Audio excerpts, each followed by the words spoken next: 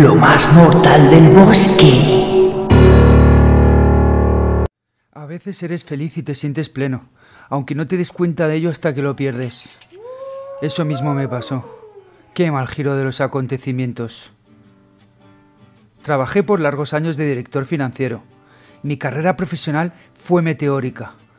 De comenzar en asesoría fiscal a gran multinacional de chips y, en esta última, a golpe de jornadas maratonianas y mucho esfuerzo, conseguí por fin el puesto de director financiero a la temprana edad de 35 años. Mi ambición y mi desempeño me permitieron comerme el mundo. Además, tenía una salud de roble y un cuerpo como los de las estatuas griegas. Mi mujer, una nórdica de 1,80 m y curvas hollywoodienses, compartía conmigo una preciosa niña. Era feliz y no lo sabía. Durante el 2025 todo se fue a la mierda. De pasar tantas horas sentado en la oficina, sumado al estrés, me llegó casi de manera súbita una ciática terrible. Los mejores expertos que el dinero pudo reunir, entre traumatólogos, neurólogos, fisioterapeutas, quiroprácticos y hasta homeópatas, no consiguieron nada más que empeorarme los terribles dolores. Aquellos dolores parecían un castigo divino. Al final tuve que dejar el trabajo porque me era imposible lidiar con tantos achaques. Durante ese año también descubrí que mi mujer me era infiel con uno de los traumatólogos de la privada. Fue un día asqueroso y lluvioso, uno en el que volví antes de tiempo de una sesión de acupuntura que me cancelaron a última hora. No lo olvidaré jamás. Ese mismo mes nos divorciamos, obviamente. El final de la historia marital concluyó como tantos otros. Casa y custodia de la niña para ella. Lamentablemente, el adulterio no es un delito ni da puntos en el juicio. Sin trabajo, todos mis ahorros se fundieron con los especialistas y lo del divorcio. Además, comprobé de la peor manera que en las malas, los amigos que de verdad tenía eran muy pocos. Solo, arruinado, dolorido. Salud, dinero y amor en valores negativos. Incluso pensé en quitarme de en medio, pero algo dentro de mí mantuvo la esperanza. Y durante esta crisis tremenda, al final di con una válvula de escape, el senderismo extremo. Esa maldita ciática me rasgaba el sistema nervioso entero siempre que estaba sentado, de pie o cuando me tumbaba, pero no cuando caminaba.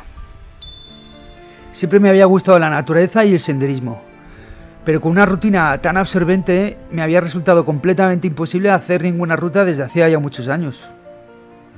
Así, con una ilusión que no había sentido en todo el año, decidí empezar a entrenar y salí de mi casa hasta la tienda de deportes andando.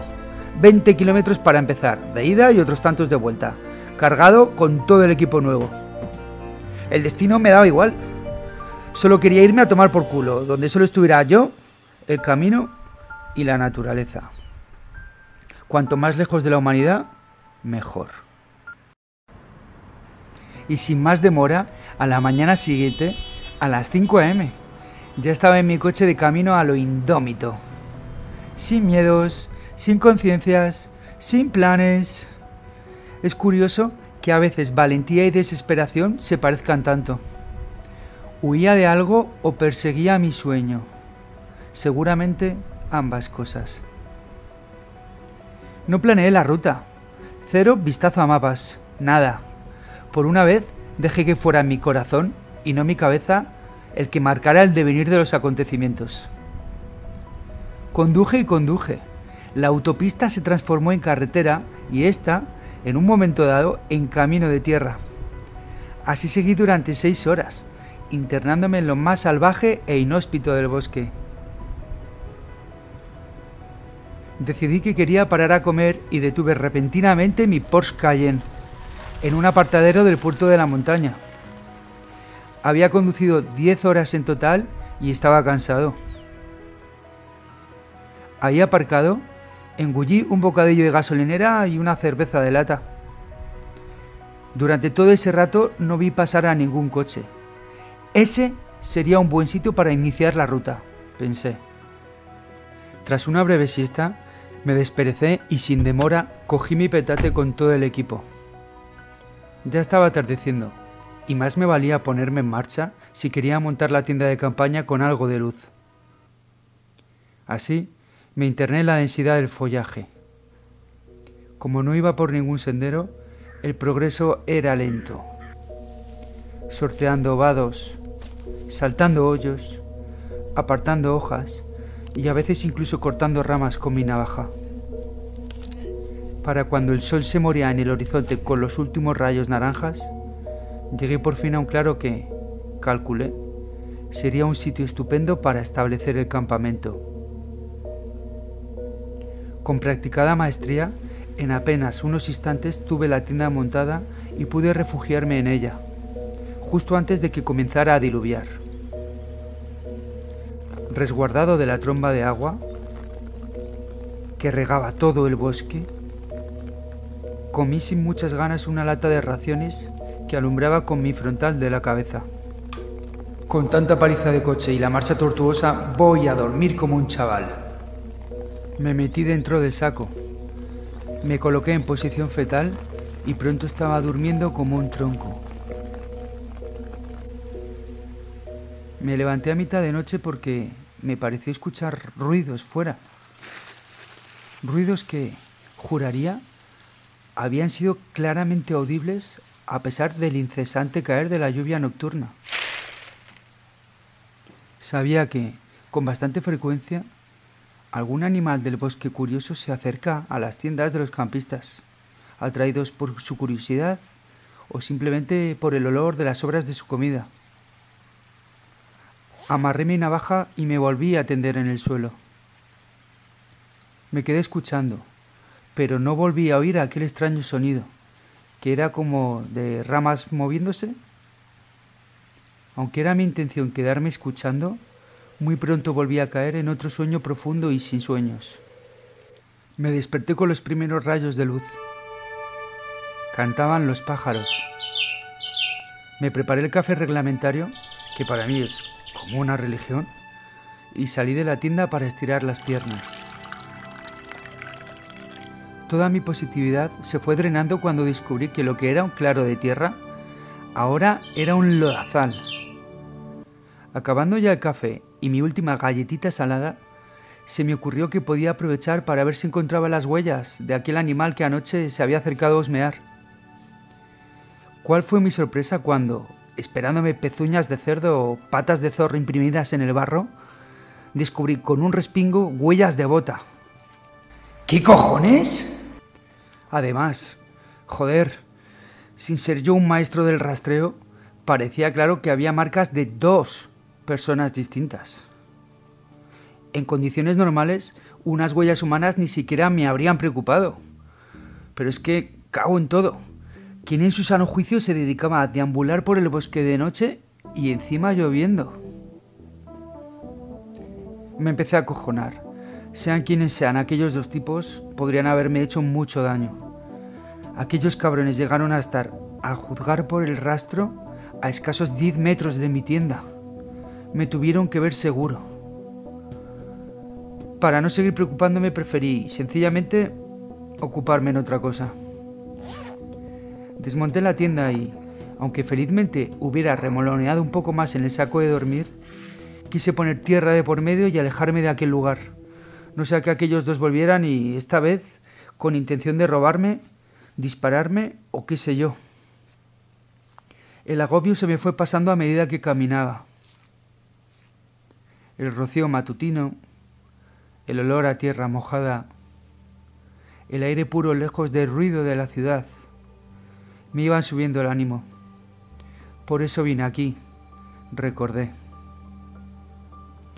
Mi plan para esta jornada de excursión era ir subiendo montaña arriba, a ver si con suerte podía acampar en algún sitio alto y disfrutar de algunas vistas espectaculares o de algún magnífico cielo estrellado. A media mañana me topé con un pequeño arroyo, donde bebí y recargué la cantimplora. Mi plan era seguir ladera arriba, aunque, por otro lado, caminar al lado del riachuelo parecía más agradable. Al final modifiqué el rumbo y me fui siguiendo el arroyo. En aquel momento no lo sabía, pero esa fue, quizá, la peor decisión de mi vida. En un momento dado, al rato, me abordó esa incómoda sensación de cuando te sientes observado. Casi podía notar los dos ojos en mi nuca. Me giré, oteando los alrededores, y no vi nada extraño. Pero sin embargo, esa sensación parecía tan real. No solamente observado, casi acechado. Era un sentimiento realmente incómodo. Casi por instinto me alejé del riachuelo y me adentré en la espesura. A pocos metros había plumas y pelos esparcidos por el suelo y sangre. También algunos pequeños huesos de animales. Otros no tan pequeños, pero todos amontonados. Sea lo que me acechara, seguro que ahora podía oler mi miedo. Apestaba a miedo. Era evidente que por los alrededores vivía un oso o alguna manada de lobos, y al seguir por el arroyo no había hecho más que meterme en el corazón de su territorio. ¡Joder! Este no era un buen sitio donde quedarse. Ya me disponía a marcharme, pero justo antes de irme de aquel pequeño cementerio de despojos, algo captó mi atención. Mis ojos siguieron un rastro de sangre por el suelo y los matorrales. Al principio eran gotas, pero luego se convertía en un chorro continuo. El reguero de sangre terminaba en una gran roca plana, a unos 3 metros de distancia. En esta había garabateados extraños símbolos con sangre. Era evidente que eso no lo hace ningún depredador por capricho. No, aquello había sido obra de humanos. Entonces, la misma curiosidad que mató al gato me empujó a observar el monolito. Mis piernas querían irse de ahí, pero como digo, no pude resistirme a mirarlo más de cerca. Medio ocultas por el follaje, había en torno al monolito extrañas cruces con forma de rombo, deliberadamente atadas con cuerdas, para que mantuvieran la desconcertante forma. Algunos huesos de grandes animales y... ¡mierda! 3 calaveras humanas. Había 3 putas calaveras humanas alrededor de la piedra. Obviamente, aquí alguna panda de supersticiosos locos había estado realizando rituales. ¡Mierda! La opción del oso me daba menos miedo. De repente, la sensación de estar siendo observado me recorrió todo el cuerpo de nuevo. Esta vez la intensidad era total, y me estremecí en el sitio de inquietud. Sin ni siquiera pensar, la adrenalina me puso en movimiento y salí corriendo, a atropellados trompicones entre ramas y raíces. Corrí y corrí. Corrí mucho tiempo. Corrí por un tiempo que ni siquiera sabría especificar. Luego trotaba. Acabé andando con grandes zancadas. A algunos kilómetros de distancia, finalmente, llegué a lo más parecido a un camino que había visto desde que me interné en el bosque. Una senda entre altos arbustos y matojos, poco pisada, apenas perfilada y, sin duda, muy poco transitada. Aún así, esto me tranquilizó. El sol tocaba su cenit. Sería mediodía. Las altas temperaturas y el esfuerzo me habían dejado literalmente bajo mínimos. Me agazapé a la sombra de unos árboles bajos a recuperar un poco el aliento, a una linde del camino. Saqué la cantimplora del petate y traté de beber un poco de agua, pero me costó mucho debido al fuerte jadeo. Sin esperar a recuperar el aliento del todo, retomé la marcha por la senda. Desgraciadamente, no estaba yo muy atento a disfrutar del paisaje, que era lo que me hubiera gustado, sino más bien absorto en mis pensamientos.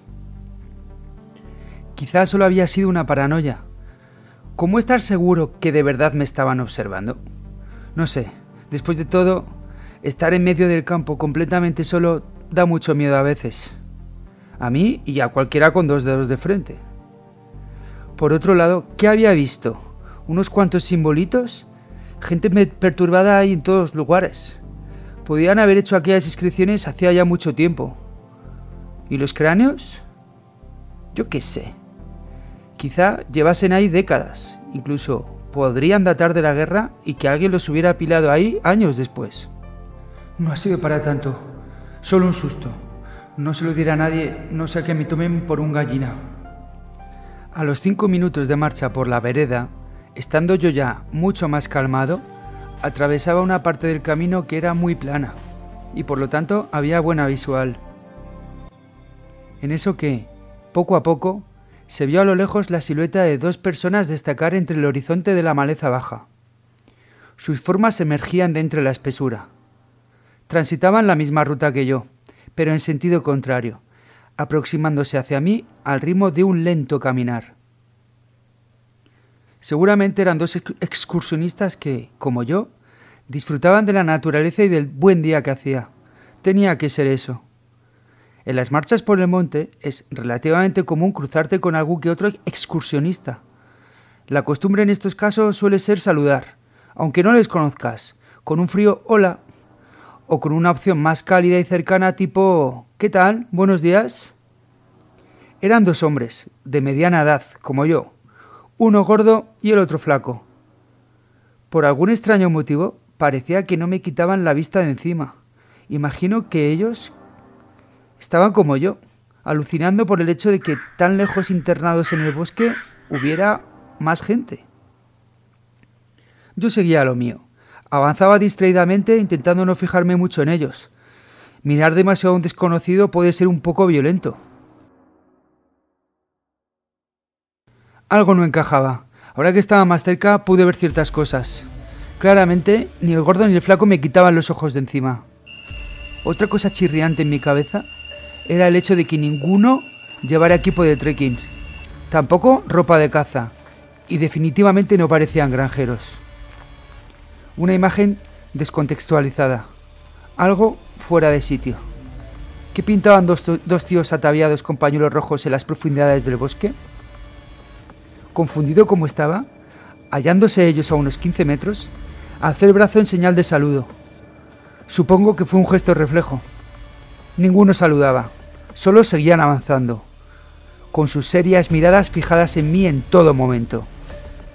Entonces recordé algo. Los 2 juegos de pisadas en torno a mi tienda. ¿Habrán sido ellos? Parece que me leyeron la mente, pues en cuanto me giré para irme campo otra vez, ambos empezaron a correr hacia mí. Gritaban algo inentendible. Sonaba obsceno y amenazante. Blandían machetes enormes que agitaban en el aire. No se los había visto hasta ese momento. Mi corazón bombeaba sangre hasta el borde del colapso. Mis pulmones se inflaban, luchando por obtener hasta el último gramo de oxígeno. Zarzas atraparon mi ropa, que enseguida se rasgaba por la carrera. Las ramas me laceraban los brazos, las piernas, el rostro. Le seguía escuchando detrás, a la carrera. En un impulso de supervivencia me quité la mochila y la dejé caer. Tenía que aligerar peso. Mientras, seguía corriendo con todo lo que mi cuerpo daba de sí. Ojalá, Dios, por favor, ojalá se aprendan a robarme la mochila y me dejen de perseguir. En total desesperación. Uno de mis pies golpeó una raíz o una piedra y caí al suelo. Las manos que por instinto coloqué enfrente mío para amortiguar la caída atravesaron un seto que ocultaba la caída de un precipicio escarbado. Caí dando vueltas precipicio abajo, golpeándome con las rocas. Todo se volvió oscuro.